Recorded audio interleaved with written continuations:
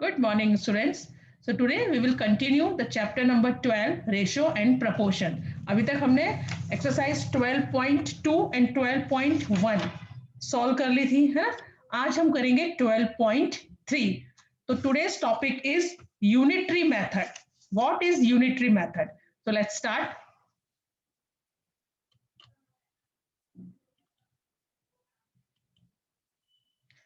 Unitary method is the method in which we first find the value of one unit and then the value of required number of units is known as unitary method. देखो unit से पता चल रहा है one. जब वो method जब हम किसी चीज में एक चीज की वैल्यू फाइंड करते हैं फिर उसके बाद जितनी चीज की वैल्यू हमें पूछी है उसको फाइंड करते हैं, इस मेथड को हम बोलते हैं यूनिटरी मेथड. आगे सॉल्व करेंगे तो आपको और क्लियर होगा. देखो, सो try this given on page number 257. Prepare 4 similar problems based on unitary method and ask your friends to solve them. Do it yourself. ये आपको अपने आप करना है. Second, read the table. करने की जरूरत नहीं है, हम तो एक्सरसाइज सॉल्व कर ही रहे हैं, उसमें उस टाइप के क्वेश्चंस हैं ही. Read the table and fill in the box. Time दिया है, distance travel by Karan, distance travel by Kirti. 2 hours time, 2 hours में 8 किलोमीटर और कीर्ति चलती है 6 किलोमीटर. 1 आवर में distance travel by Karan 4 kilometre, distance travel by Kirti 3 kilometre. 4 hours में 16 kilometre, distance travel by Kirti 12 kilometre. कैसे आया? देखो second का, इन 2 आवर्स करण ट्रेवल्स 8 किलोमीटर, तो 1 आवर में कितना चलेगा? 2 आवर्स में करण जो है वो 8 किलोमीटर चलता है, तो 1 आवर में कितना चलेगा? 8 डिवाइडेड बाई 2, 2 4 जा 8, 4 किलोमीटर. ठीक है. इन 4 hours Karan travels 4 multiply by 4, 16 kilometre. देखो ये निकाला है. 2 आवर्स में वो 8 किलोमीटर चलता है, तो 1 आवर में कितना चला? 8 को डिवाइड किया 2 से, 2 4 जा 8, तो 4 किलोमीटर आ गया. 4 आवर्स में कितना चलेगा? तो 4 4 जा 16. तो पहले हमने 1 आवर में निकाला कि 1 आवर में वो कितना डिस्टेंस कवर करेगा, उसके बाद फिर 4 आवर्स में कितना करेगा, जितना हमें पूछा था उससे मल्टीप्लाई कर दिया तो हमें आंसर मिल गया. कीर्ति जो है वो 2 आवर्स में 3 किलोमीटर जाती है, तो 1 आवर में कितनी जाएगी? 6 डिवाइडेड बाई 2, 2 3 जा 6, 3 किलोमीटर. एंड 4 आवर्स में कितनी जाएगी? तो 4 मल्टीप्लाई बाई 3. 1 आवर में 3 किलोमीटर जाती है, तो 4 आवर में कितनी जाएगी? 4 multiply by 3 is equal to 12 kilometre. समझ में आया कैसे हमने 2 आवर्स का दिया था, पहले 1 आवर का फाइंड किया, फिर 4 आवर्स का पूछा था तो 4 आवर्स का फाइंड करके आंसर निकाला. समझ में आया? This method is called unitary method. Now exercise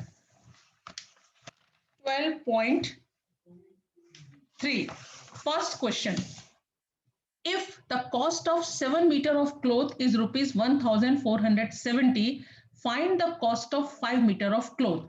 क्या दिया हुआ है? 7 मीटर क्लोथ का कॉस्ट दिया है और 5 मीटर का पूछा है, तो पहले हमें 1 मीटर क्लोथ का फाइंड करना पड़ेगा कॉस्ट, क्योंकि हमें तो डायरेक्ट 7 मीटर का क्लॉथ का कॉस्ट दिया हुआ है.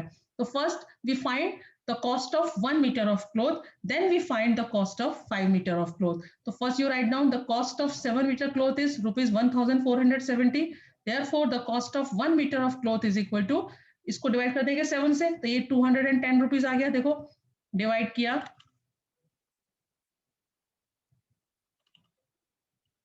1470 को डिवाइड किया 7 से, तो 7 2 जा 14. नाउ 14 माइनस 14 0, डाउन किया 7, 7 1 जा 7, 7 माइनस 7 0, डाउन किया 0 को, 7 0 जा 0. जब हम किसी भी नंबर को डाउन करते हैं तो उसे डिवाइड करना पड़ता है, भले ही वो 0 क्यों ना हो, है ना. तो हमारा क्या आंसर आया? तो cost of 1 metre of cloth is rupees 210. अब कितने मीटर क्लॉथ का कॉस्ट पूछा है? 5 मीटर का, तो therefore cost of 5 metre cloth is equal to 210 multiply by 5, क्योंकि 1 मीटर क्लॉथ का कॉस्ट 210, तो 5 मीटर क्लॉथ का कॉस्ट 210 मल्टीप्लाई बाय 5, तो 5 0 जा 0, 5 1 जा 5, 5 2 जा 10. It means the cost of 5 meter of cloth is rupees 1050. Clear? Now next question.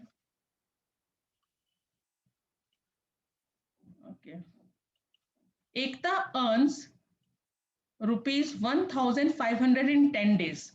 Ekta 10 days में 1,500 rupees कमाती है, अर्न मतलब कमाती है.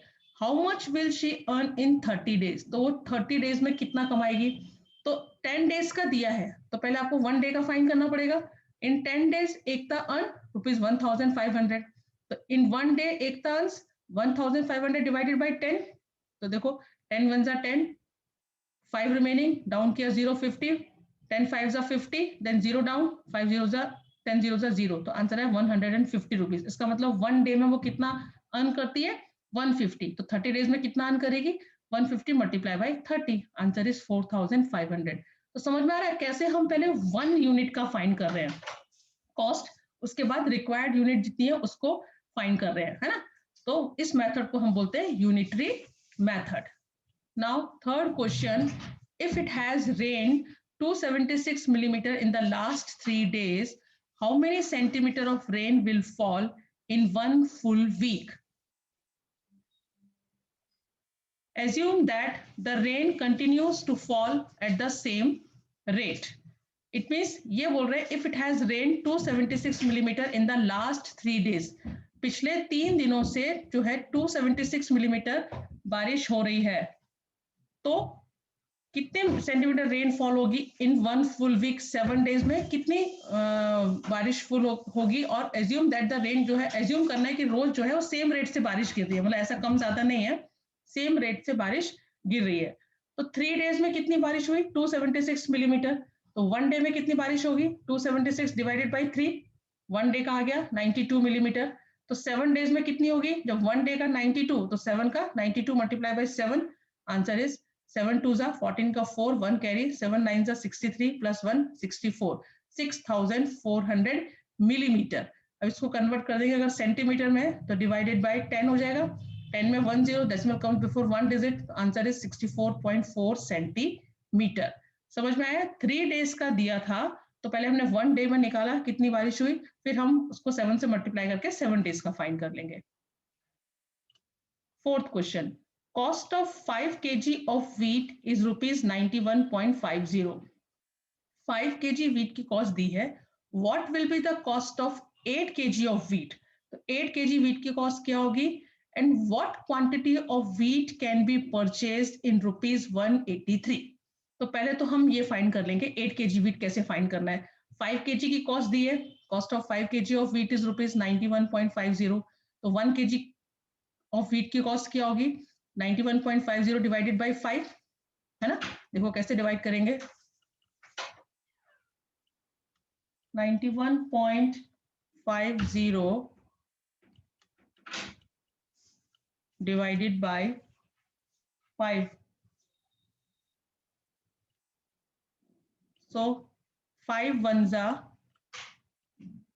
5, 9 माइनस 5 4, डाउन किया 1,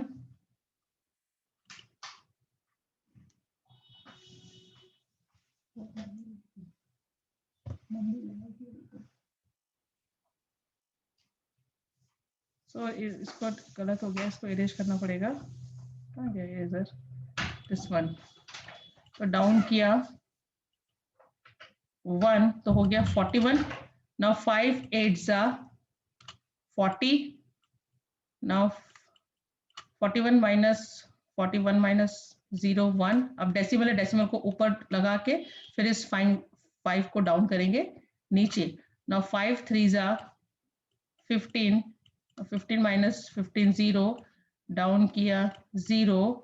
Now 5 0 जा 0. तो क्या आया आंसर? 0 माइनस 0 0, 18.30. तो cost of 1 kg of wheat कितना आया? 18 रुपीज 30 पैसा. तो 8 kg का कॉस्ट क्या होगा? तो 8 से मल्टीप्लाई करके आ गया 8 kg का कॉस्ट, है ना. अब नेक्स्ट है कि अगर आपको अमाउंट दिया है कि 183 रुपीज में कितना व्हीट आएगा, तो आप क्या करोगे? 1 kg व्हीट की कॉस्ट आपको पता है, उससे इसको डिवाइड कर दोगे टोटल कॉस्ट को. टोटल रुपीज कितना दिया हुआ है? 183. तो देखो see, we know that rupees 91.50 the quantity of wheat bought 5 kg. हमको पता है कि इतने रुपीज में कितना केजी, इसका रिवर्स कर दिया, देखो इस क्वेश्चन का उल्टा कर दिया। यहाँ पे देखो, यहाँ पे क्या 5 केजी का कॉस्ट 91.50 है, मतलब 91 रुपीज 50 पैसा में कितना वीट आता है, 5 केजी वीट आता है। ऐसा कर दिया इसको क्वेश्चन को, है ना। तो 1 रुपीज में कितना वीट आएगा, तो 91.50 divided by 5, sorry 5 divided by 91.50, ये हो गया 1 केजी, 1 रुपीज में इतना वीट आएगा। तो 183 रुपीज में कितना वीट आएगा, जब 1 में इतना आता है मल्टीप्लाई बाय 183। अब इसको सॉल्व करेंगे, देखो कैसा सॉल्व होगा, समझ में आ रहा है। वहां पे हमें 5 के फर्स्ट क्वेश्चन में 5 केजी की कॉस्ट दी थी, तो हमने 1 केजी की कॉस्ट निकाली और उसको जो कॉस्ट आई उसमें हमने 8 से मल्टीप्लाई करके 8 केजी की कॉस्ट निकाली। अब हमें नेक्स्ट क्वेश्चन में दिया है कि 183 रुपीज में कितना केजी वीट आएगा। तो क्वेश्चन में हमें मालूम है कि 91.50 में कितना केजी वीट आता है, 5 केजी वीट आता है। तो 1 रुपीज में कितना आएगा, 5 डिवाइडेड बाई 91.50, तो 183 रुपीज में कितना आएगा, 183 रुपीज में कितना आएगा, 5 डिवाइडेड बाय 91.50 मल्टीप्लाई बाय 183। अब इसको सॉल्व करेंगे, देखो कैसे सॉल्व करेंगे। अब इसके डेसिमल अगर मैं यहां से रिमूव करूं तो ये हो जाएगा 20 ऊपर आ जाएंगे यहाँ पर। अब 183 है ये, है ना, 183 और 192, 190.5, इसको सॉल्व करोगे, देखो यहाँ पे कैसे किया, 5 अब divided by 91.50 multiply by 183 is equal to 5 multiply by 183 divided by 91.50। इसको सॉल्व किया तो यहाँ पे ये 2 टाइम्स कट जाएगा। देखो बताती हूँ, देखो कैसे किया है, यहाँ पे क्लियरली लिखती हूँ साफ करके। 5 को अगर मैं अलग कर दूं, मल्टीप्लाई बाय 183 डिवाइडेड बाय 91.5, अब ये अगर मैं हटा दूं 0 तो यहाँ पे एक 0 आ जाएगा, तो 90 इससे 2 टाइम कट जाता है। देखो 2 5 10 का 0, 1 कैरी, 2 1 2 प्लस 1 3 एंड 2 9 18, तो 5 2 10। It means 10 kg of wheat can be purchased rupees 183, sorry. समझ में आया क्वेश्चन। 2 क्वेश्चन पूछे थे इसमें कि 91 रुपीज 50 पैसा में 5 केजी, 5 देखो बताती हूँ वापस से,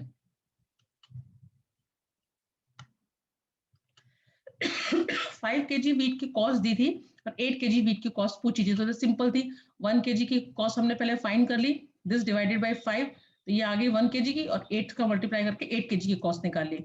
अब इसमें था कि what quantity of wheat can be purchase in rupees 183 rupees में कितना केजी वीट खरीदेंगे। तो 91 रुपीज 50 पैसे में 5 केजी वीट आता है, तो 1 रुपीज में कितना आएगा, 5 डिवाइडेड बाई दिस, तो 183 रुपीज में कितना आएगा, 5 डिवाइडेड बाई 91.50 मल्टीप्लाई बाई 183। इसको सॉल्व किया तो आ गया 10। It means 10 kg of wheat can be purchase for rupees 183। अब नेक्स्ट क्वेश्चन देखेंगे, fifth. The temperature dropped 15 degree Celsius in the last 30 days. पिछले 30 डेज में 15 डिग्री सेल्सियस गिर गया temperature. If the rate of temperature drop remains the same, अगर ये temperature, जो rate of temperature गिरने का जो रेट है वो सेम रहे, तो how many degree will be temperature drop in the next 10 days. तो अगले 10 डेज में कितना टेम्परेचर गिर जाएगा, कितना डिग्री टेम्परेचर गिर जाएगा। देखो सॉल्यूशन देखेंगे।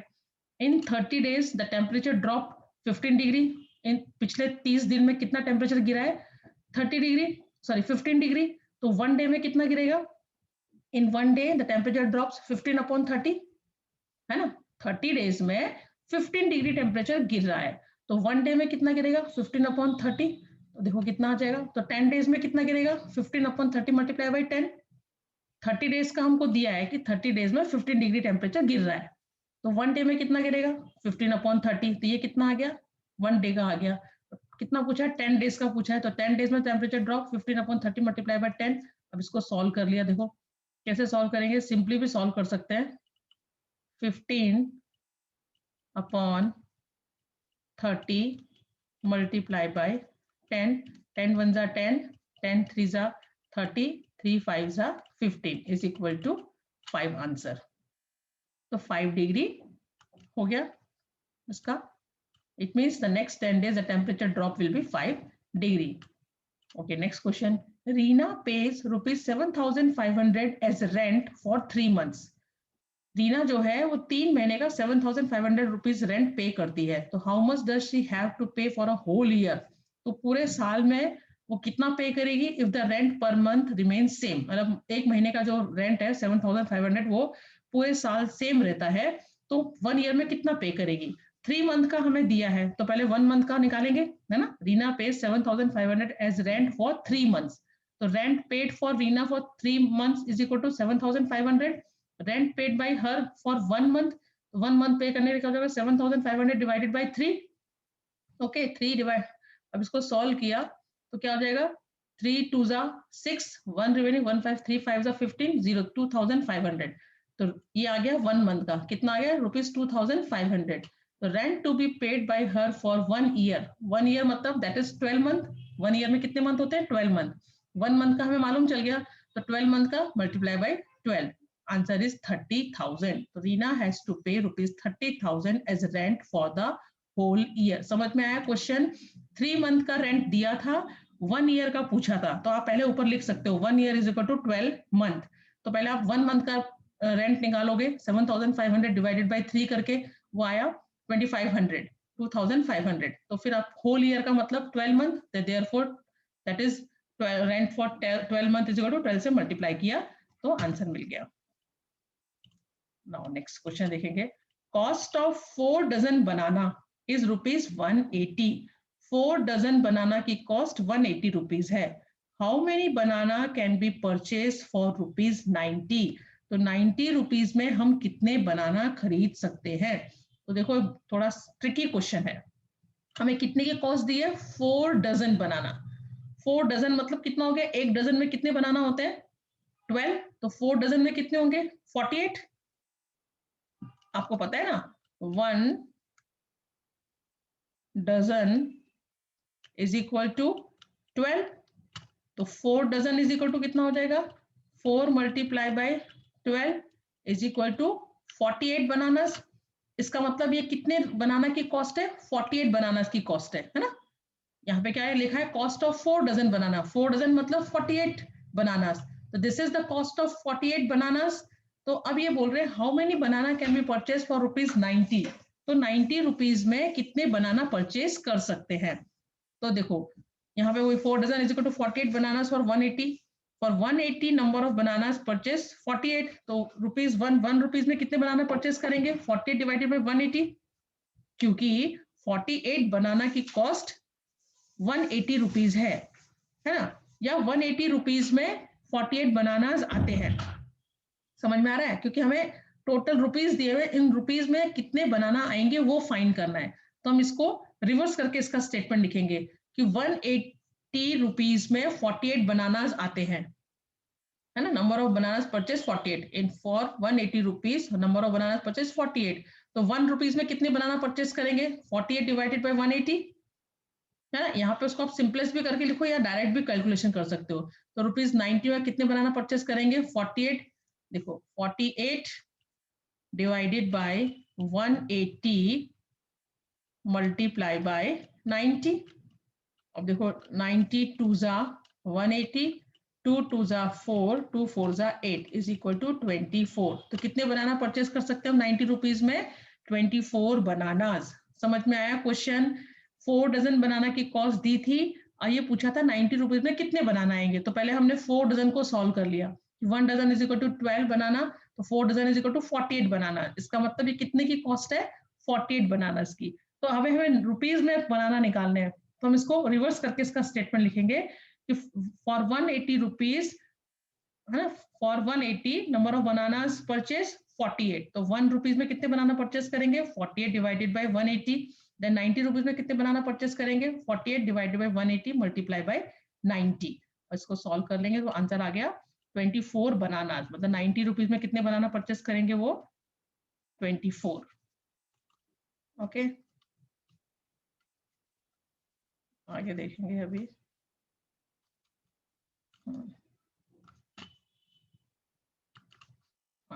8th क्वेश्चन देखेंगे. The weight of 72 kg, sorry 72 books is 9 kg. 72 books का weight 9 kg है. What is the weight of 40 such books? क्या दिया हुआ है? बुक्स का वेट दिया है और 40 बुक्स का वेट पूछा है. तो weight of 72 books is 9 kg. तो वन बुक का कॉस्ट वेट कितना हो जाएगा? 9/72. 72 बुक्स का वेट 9 kg है, तो वन बुक का वेट कितना हो जाएगा? 9/72 है ना. इसको सिंपलेस कर लिया. 9 1 9, 9 8 72. अब weight of 40 such books is equal to 1/8 multiplied by 40. 8 5 40, 5 1 5, 5 kg. तो सिंपल क्वेश्चन था. यूनिटरी मेथड मतलब सीधे वन बुक का कॉस्ट निकाला, जो आंसर आया उसको 40 से मल्टीप्लाई कर दिया, तो 40 बुक्स का वेट मिल गया. सिंपल था ना ये क्वेश्चन. ओके, अभी 9 देखेंगे. A truck requires 108 litre of diesel for covering a distance of 594 kilometre.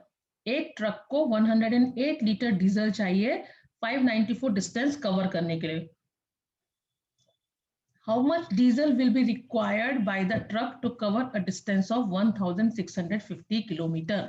अगर उसको 1650 किलोमीटर डिस्टेंस कवर करना है तो कितना डीजल चाहिए. तो क्या दिया है क्वेश्चन में? Diesel required for 594 kilometre is equal to 108. 594 distance दिया हुआ है, हमें डीजल निकालना है. तो डिस्टेंस से शुरू करेंगे स्टेटमेंट को.